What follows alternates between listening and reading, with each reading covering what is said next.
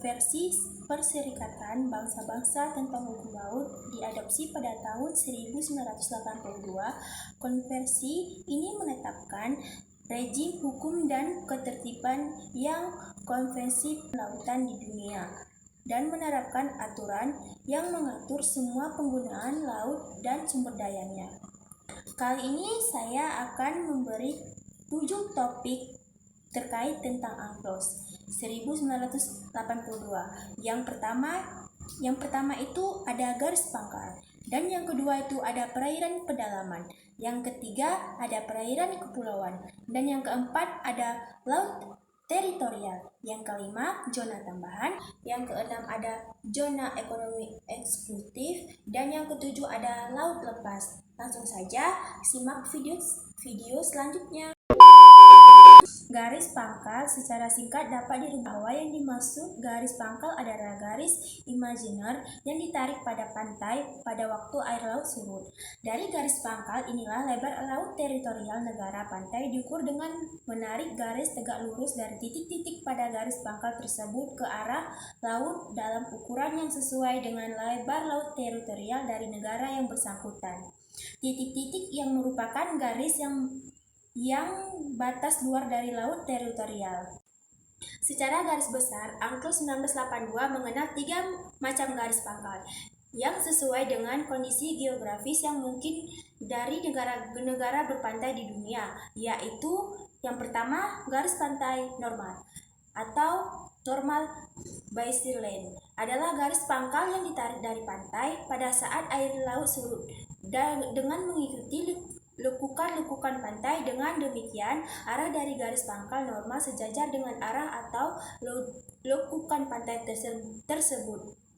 Untuk menentukan dan mengukur lebar teritorial, ditarik garis tegak lurus garis pangkal normal ke arah luar laut sesuai dengan lebar laut teritorial masing-masing negara.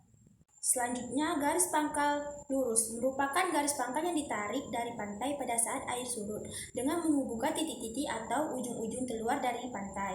Sebab itu metode ini disebut juga dengan garis pangkal lurus ujung ke ujung.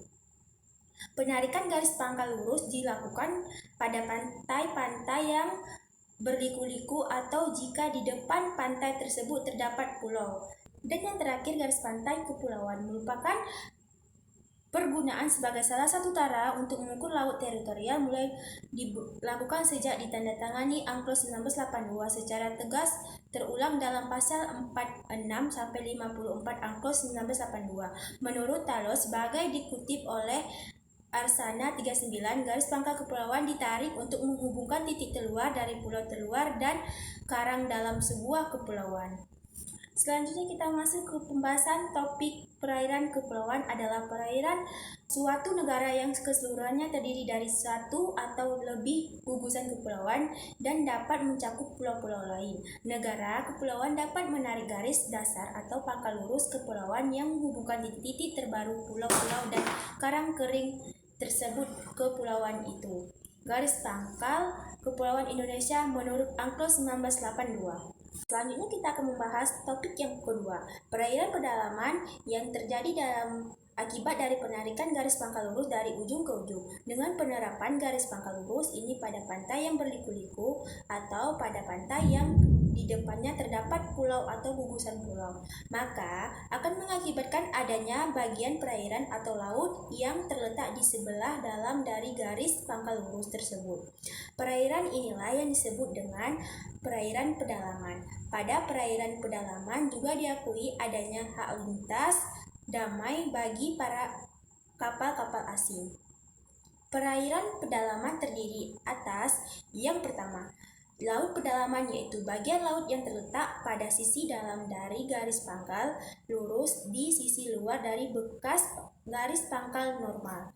Nah, yang kedua, perairan pendaratan, yaitu bagian yang terletak pada sisi dalam garis pangkal normal maupun bekas garis pangkal normal. Perairan darat ini dapat terdiri atas perairan sungai dan pada pelabuhan.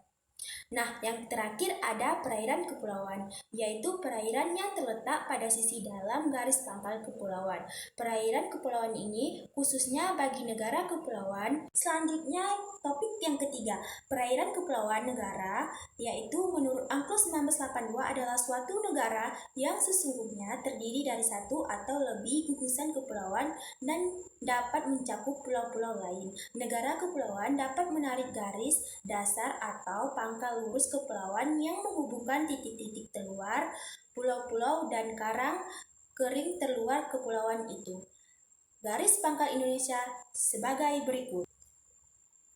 Nah, selanjutnya ada topik yang keempat, yang dimana laut teritorial. Dalam pasal 3, UNCLOS 1982 menjelaskan bahwa setiap negara pantai berhak menetapkan lebar laut teritorial tidak boleh melebihi dari 12 mil laut, diukur dari garis pangkal yang lebih ditentukan dalam kawasan lain. Negara pantai mempunyai hak berdaulat atas ruang udara di atas laut teritorial, dasar laut serta tanah di bawahnya. Penarikan garis batas wilayah laut teritorial antara dua negara pantai dan yang berhadapan atau berdampingan didasarkan pada garis tengah yang titik-titiknya mempunyai jarak yang sama, tetapi titik-titik terdekat pada garis pangkal kedua negara. Selanjutnya, topik yang kelima, zona tambahan adalah zona maritim yang berdampingan dengan laut teritorial dan merupakan area tambahan. Zona tambahan dimaksudkan agar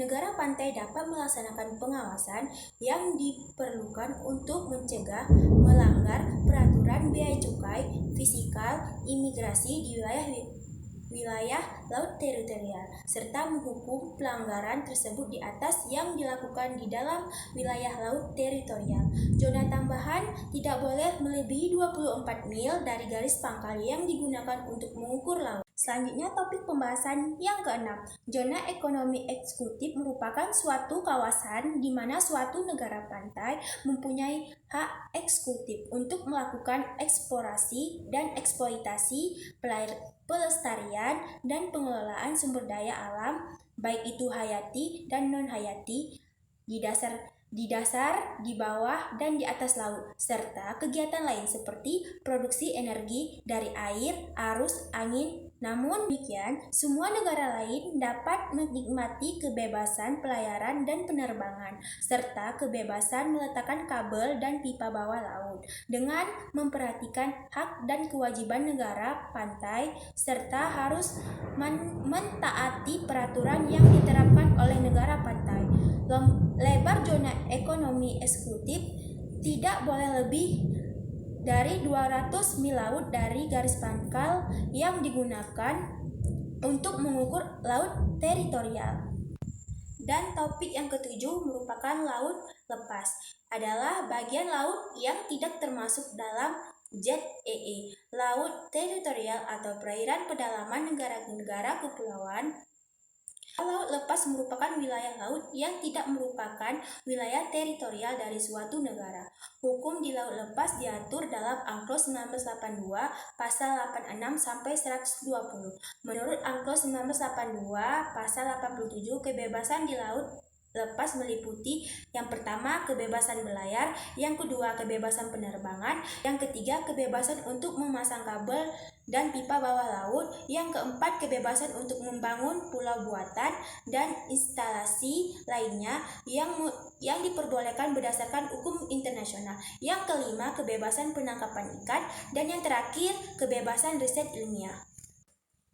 Sekian video penjelasan saya, lebih dan kurangnya saya mohon maaf. Saya akhiri. Assalamualaikum warahmatullahi wabarakatuh. Jangan lupa like, komen, dan subscribe ya kawan-kawan. Dadah!